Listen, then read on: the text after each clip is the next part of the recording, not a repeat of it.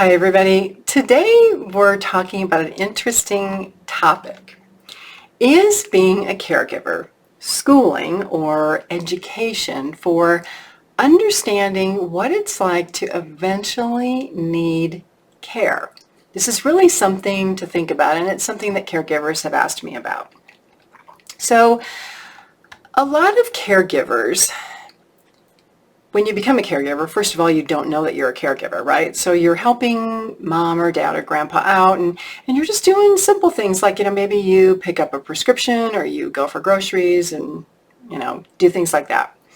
But then all of a sudden, they have health issues, and maybe you get pulled into attending medical appointments, or you're trying to help them figure out like how to manage their prescriptions or put prescriptions in boxes or things like that. And then all of a sudden, maybe they're forgetful and they're not paying their bills, and so you kind of start helping out with their bills, and then maybe it extends to now you're going to doctor appointments with them and you're trying to understand like, well, what is wrong with my aging parent? Do they have heart disease, or do they have diabetes? And if they do, what's the doctor recommending? What do we have to do for that? How do we manage diabetes? Are my parents willing to do things that are good for them, like exercise and lose weight? And do they want to? And are they interested? Are they motivated? So all of this activity that family caregivers do is really, when you think about it, education about how to take care of yourselves so that when you age, you may not be in the same situation as this parent who needs a lot of help from you, okay? So what can you learn about the diseases your parents have, whether it's diabetes or high blood pressure, arthritis, aches, pains, whatever.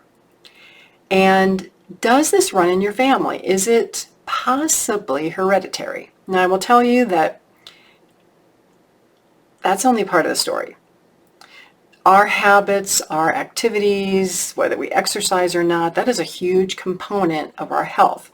So don't think that just because your parent has heart disease or somebody in your family has dementia that you are going to get it. You have a lot of control over that as the caregiver. But you have to realize that, right? And we here in the United States are not a prevention society, right? Prevention here means you go to the doctor and they give you a pill and they don't really talk to you about things that you can do to feel better or things that you can do to not have to take that pill. We're trained to want the easy way out. And as you will come to see in caregiving, the easy way out, the easy answer isn't always the best answer, because one thing leads to another. So your parent has high blood pressure and they take a medication. Well, that medication can have side effects, right, that causes other things that then the doctor's going to be like, oh, well, we'll just prescribe B for A, right? So you're taking a prescription that causes something, and now you're going to take another prescription to fix that thing that the first prescription caused, and then you're going to come down with a whole nother condition, right? One thing leads to another in caregiving, and the more that you realize this and the more that you start asking questions about what are the side effects of this medication, the more that you join with other caregivers who have experience in physical support groups and online support groups. I have a support group on Facebook. It's called the Caregiving Trap. You can request to join. The more that you can do that, the better off you will be caring for your loved one and understanding how you can care for yourself. So being a caregiver really is self-education if you look at it that way. And it doesn't matter if you're a caregiver for an aging parent or if you are a professional. Maybe you're a CNA that works in a nursing home, or you're care staff in a care community, or maybe you work in a doctor's office. Everything that you're learning and that you're seeing really does apply to your own life and to your well-being and to what your life is going to be like 10 years and 20 years and 30 years and 40 years into the future. The people that we help, the experiences that we have helping aging parents and grandparents and loved ones are opportunities to learn about what we should do and what we shouldn't do, and things that we can do better. You know, it's so easy in today's life to be rushed and to be in a hurry and to not pay attention to these things, especially if you're a very busy caregiver. You're probably saying, well, Pamela, I don't have time to pay attention to this. Well, if you want the best for your loved one, pay attention and learn. Because the more that you do that, the more you will feel like you at least have some semblance of control over your situation. And you'll also have the satisfaction that, you know, I'm doing the best I can for this person that I care for because I'm choosing to become educated and I'm choosing to ask questions and I'm not choosing to let the healthcare system lead me down paths and cause more problems for my loved ones. Because you as the caregiver know more than anybody else about the habits of your mother or your father or your grandparents. You know what time they wake up every day. You know their habits. You know what they like to eat. You know more than the doctors. So you have to combine your knowledge and what you know with the experience and skills of people who are trying to help you, and then put those two together to say, well, okay, this makes sense to me. This doesn't make sense, and my parents not going to do that. I'm not going to be able to get them to do it.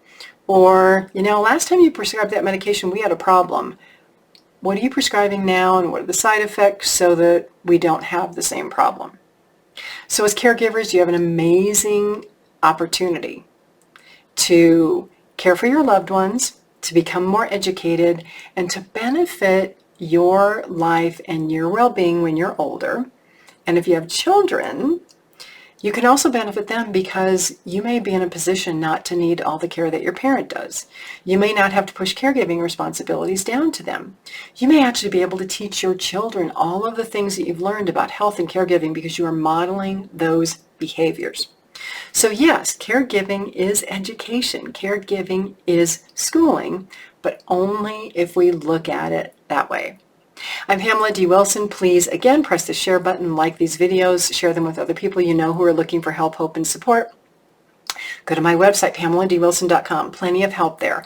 Online caregiver courses, my podcast, The Caring Generation, with over 160 episodes. You can join my caregiver support group on Facebook. It's called The Caregiving Trap. I also have a book of the same name. My website has hundreds of articles, videos, a lot of helpful information. Thanks for being here. I look forward to seeing you again soon in another video.